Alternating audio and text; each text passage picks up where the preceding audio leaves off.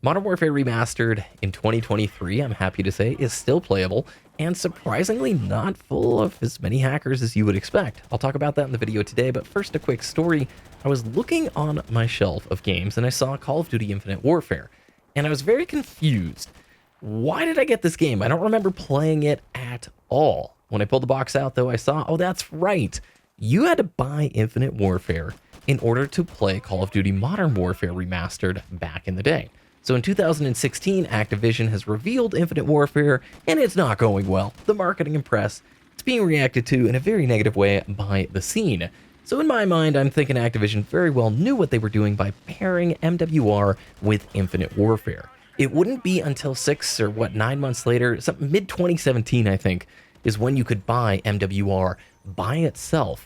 If you wanted it before then, you needed to buy Infinite Warfare, which seems crazy to think back on. And if you play this game at all, boy, is it a time travel back to the loot box era. So let's talk about the experience. I played MWR this whole week, every night, and it was a ton of fun. I didn't get the chance to play much of it back in the day. I built my first PC pretty much around the same time that this thing came out, and immediately moved on to PC gaming. So going back to one of my favorite Call of Duty games and getting to play it, happy to report on the Xbox One side of things, you can get into a TDM match very quickly. And I've played in the morning, at lunch, and in the evening. And probably every match you can get into is under like 20 seconds of search time. Even more surprising and positive is the fact that there are not that many hackers, or at least in my experience playing each night this week, didn't bump into probably more than 3. And those are people just aimbotting or shooting through walls or, flying around a little bit. If you have played Black Ops 2 or Black Ops 1 on the console online these days, you know what a mess it is. And frankly, Activision does not have a great track record of supporting their legacy titles online. So again, my surprise that MWR still has a pretty solid community.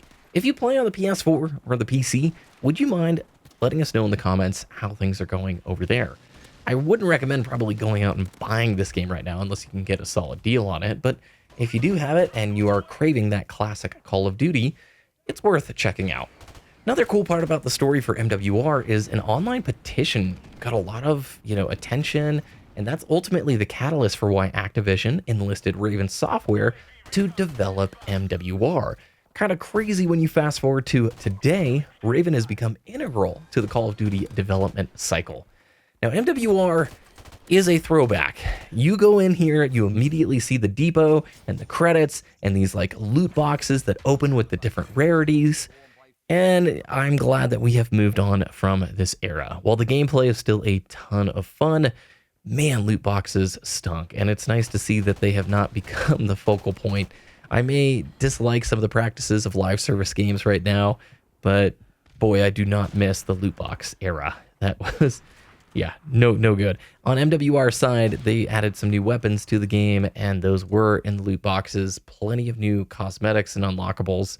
And overall, it's been a fun experience to play through. I don't feel like I'm vastly outclassed by some of the new weapons, but I do know that was a huge criticism point back in the day. You had to go through those loot boxes to try and get and unlock some of those new weapons, which is, in hindsight, terrible idea. Right? If you are going to charge for it, let people just buy it outright or let them buy a battle pass and earn it that way. Continually spinning the roulette wheel and hoping you get some of the new equipment. Like, what a nightmare if you are a completionist, right? And additionally, they still charge for DLC content. I mean, come on. We're talking about a remaster of COD 4 that came out in 2016. Don't nickel and dime people more than you need to, Activision.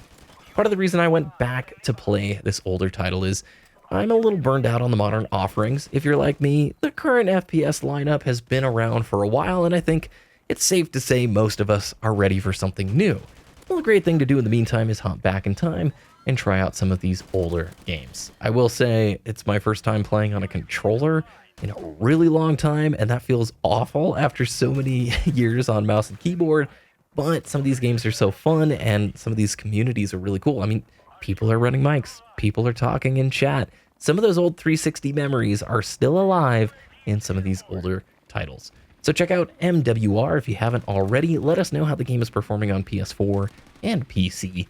Happy to report this is one of those games I will be playing more in 2023 when the itch strikes. Thanks for watching the video. If you enjoyed, please subscribe to the channel and like the video, and we'll see you again next time.